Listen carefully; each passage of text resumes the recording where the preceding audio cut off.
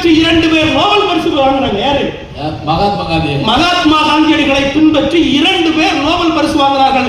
ஒரு ஆள் யார் அப்படின்னா நெல்சன் மண்டேலா அவர்கள். 27 வருஷம் ஜெயில இருந்தாங்க, அவர் நோபல் பரிசு வாங்கினாரு. அதே மாதிரி இன்னொருத்தர் பின்பற்றினார், மார்ட்டின் லூதர் கிங் அவர்கள். அப்படி இதுல பாருங்க, மகாத்மா கிடைக்கல நோபல் பரிசு, மகாத்மா கொடுக்கல. அவர் கொள்கையை பின்பற்றின 5 பேர், அதுல 2 பேர் அவர் சொல்லிட்டாரு. ஐயா, இப்ப இலக்கியம் அப்படின்னா வெறும் புத்தகமா?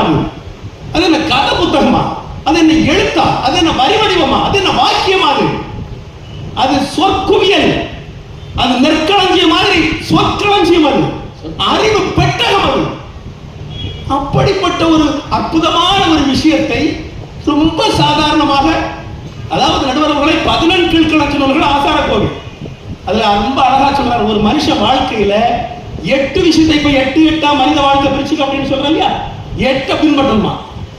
நன்றி அறிதல், பொறைவிடமை, இன்சொல்லோடு இன்னாத எவ்வுயிருக்கும் செய்யாமை, கல்வியோடு ஒப்புரவாற்ற அறிதல், அறிவுடைமை, நல்லிணத்தாரோடு நட்டல். இந்த 8ம் சொல்லி ஆசாரத்து இதை நம்ம வாழ்க்கையில நம்ம கடைபிடிச்சோம் அப்படின்னா, இதே வள்ளுவர் சொல்றாரு, என்னன்றி கொண்டார்க்கும் உய்வுண்டாம் உய்வில்லை, செய் நன்றி கொண்ட மகருக்கு. மனுஷனுக்கு வாழ்க்கையில நன்றி வேணுங்க. உண்மையா வாழணும், பொய் வாழ விடாது, உண்மை சாக விடாது.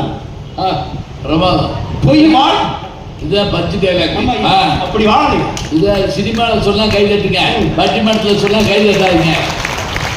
ஐயா, தூங்கி முடிச்ச உடனே என் பையனுக்கு சொல்லிக் கொடுக்கக்கூடிய ஒரே விஷயம் இல்ல, உண்மையிலே தப்பு செய்தாலும் நமக்கு திட்டு கிடைக்கும் அப்படின்னு தெரிஞ்சா கூட பொய் சொல்லக்கூடாது, பொய் வாழ விடாது, உண்மை சாக விடாது.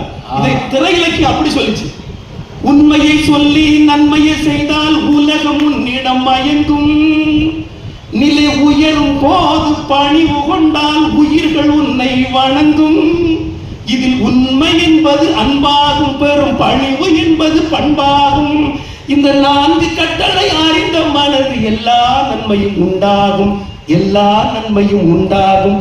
6 மனமே 6, அந்த ஆண்டவன் கட்டளை 6, சேர்ந்து மனிதன் வாழும் வகைக்கு செல்வ தெய்வத்தின் கட்டளை 6, தெய்வத்தின் கட்டளை 6. சும்மா பாடுங்க.